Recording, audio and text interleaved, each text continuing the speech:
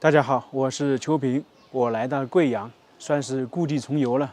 我3年前来过一次，很多人应该听过这样一个成语吧，夜郎自大。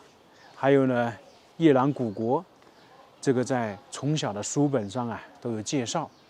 我们现在来到这个地方呢，是叫做夜郎谷，其实相当于就是说，这里呢算是一个城堡，主要呢就是关于古夜郎国的文化有关，就是里面这些东西包括我们身后看到这些，是不是一个城堡形式的？里面展示的东西全部是用石头、瓦那些弄成了一个古夜郎国的图腾，古夜郎国的人的形象。其实按照资料记载，夜郎国确实是存在，刚好呢就在这个地方，所以呢，这里有一位老先生，80多岁，他就在夜郎古国的遗址上面重新建造了一座这样关于夜郎国的城堡。整个的周边呢还有很多关于夜郎国的遗迹。现在呢，我们就里面探索一下，顺便呢讲述一下这位老先生的事迹。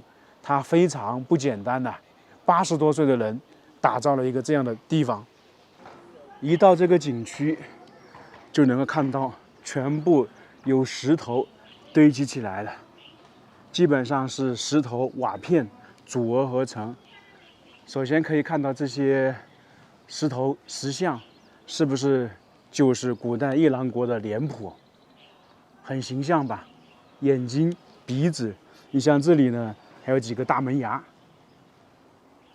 这个就是那位老先生花了几十年时间，几十年如一日打造的一个夜郎古国夜郎城堡。这里是入口的一部分，进去的通道也全部是由石头组成的。反正这个城堡从里到外，从左到右，全部是由石头组成。那这个是不是有点像我们说的一个仪式感？通过这样的通道，那么在以前夜郎古国进出的话，也是这样的。因为特别是在古代，少数民族他们的生活方式、进出方式、操作方式全部是不一样的。建造这座城堡就是夜郎谷的主人，是叫做宋培伦，他今年已经80多岁了。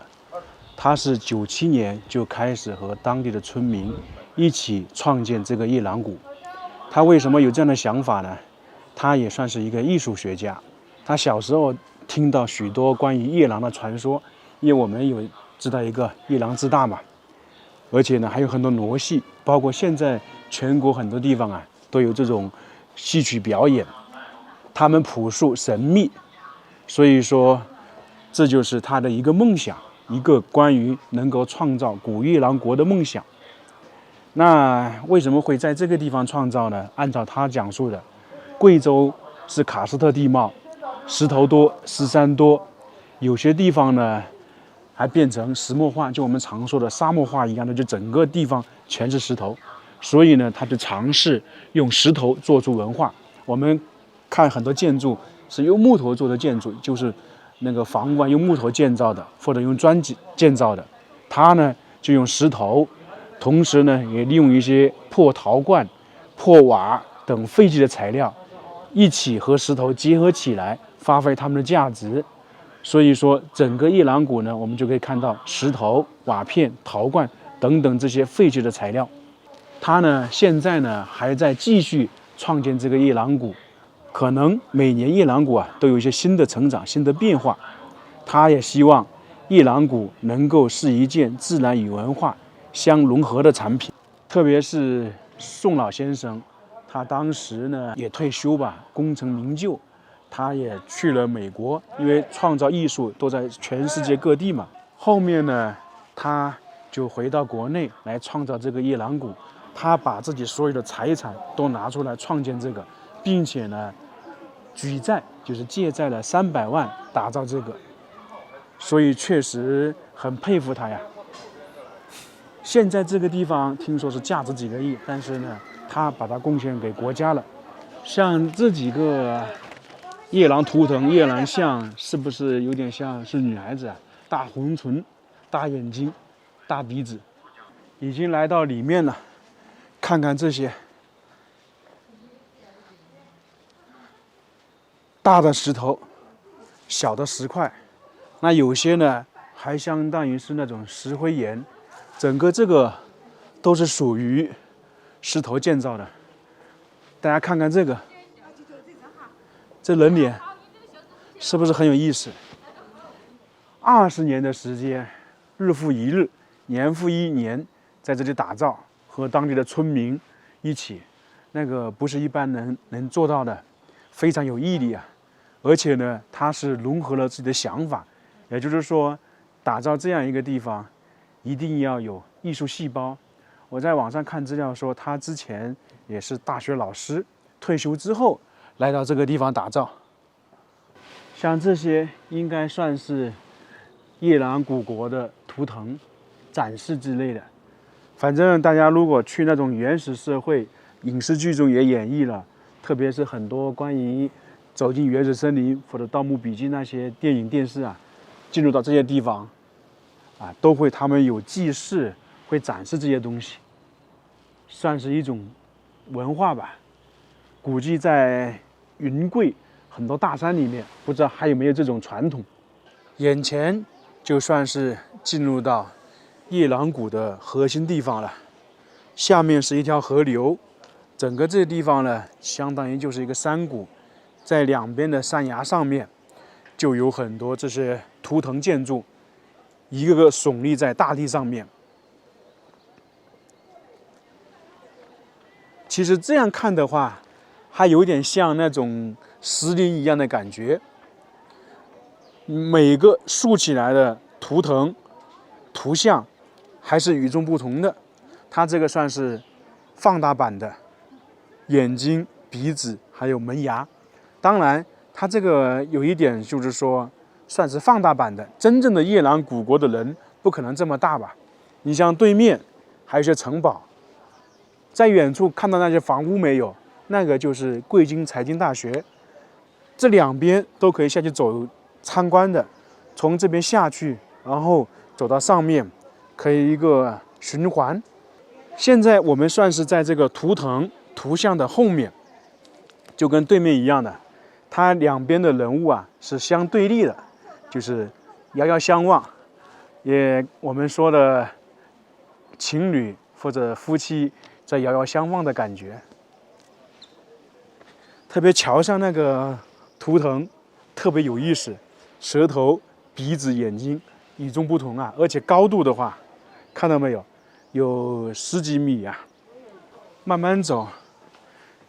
贵州啊，喀斯特地貌，所以不缺石头，走到哪里都有。在贵阳市区还有一个喀斯特公园，也是展示的这种奇山怪石。这里还有照相的，在石头城这里。这算是苗族的服装了。在这里碰到很多拍照的，特别是穿着这些少数民族的服装，应该属于苗族的。一开始我以为是当地的人在这里拍照，结果发现呢是景区开的像那一个照相馆一样的，提供服装，在这里给游客拍照。还真别说，有很多游客在这里拍照，当然这个是需要发费的。我们是刚刚从上面下来的，多不多啊？很有意思啊！刚才我们从背面看可能没感觉，但是这样一看的话，确实美不胜收。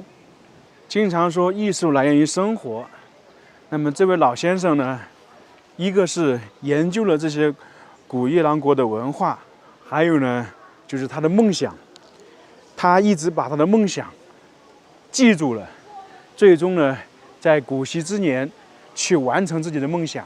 那么大家有没有记得自己的梦想是什么？能不能把自己的梦想去实现呢？估计很多人都不知道了。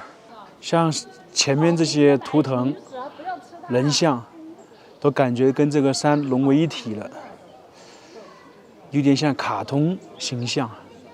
关键他们顶部两边都有几根木头伸出来。这个不知道是什么含义啊，而且呢，顶部呢是有点尖尖的，我是不太明白啊，因为对这些古夜郎国的文化不太了解。全是大的鼻子，还有门牙，非常庞大。我们只能到达它嘴唇这里，一排的大嘴唇、大门牙。其实这里当年他们弄的时候，还是有点危险性的，因为高度的话，高的话有10多米，矮的话有6、7米，也算是在高空中作业。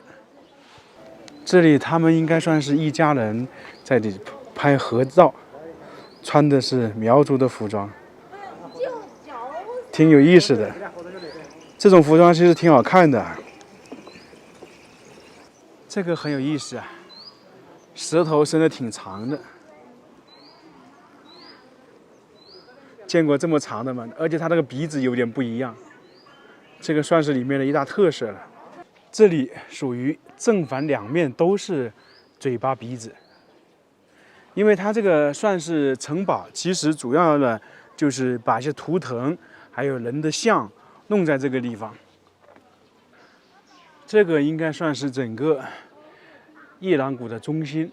那这个人物呢，算是夜郎国的国王吗？因为他头戴皇冠，就是与众不同，而且是头呢最大的，也是在正中央。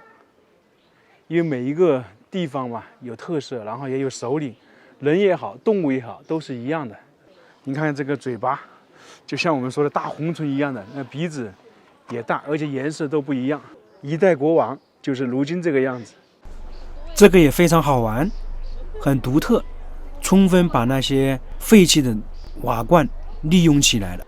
看到这么多石头，看到这么多石像，宋老先生确实很伟大，当地的村民也非常伟大。宋老先生当年不光把自己的积蓄全部投入到这里，并且负债300万来打造这个城堡，这不是一般人能做到的。我在网上看资料说，这个地方如今价值2个亿，但是宋老先生把它捐献给国家了。走在这个地方，确实让人敬佩他。这里有点像城堡的角楼一样的，就跟城墙在四周呢有角楼有防御的，这里有点类似啊，相当于一个小的那个我们说的碉堡一样的。我们在这个夜郎谷已经差不多参观了快2个小时，游客还是非常多的，因为这里已经成了贵阳的一个网红打卡地点，同时也见证到了宋老先生的那种精神，是非常值得我们学习的。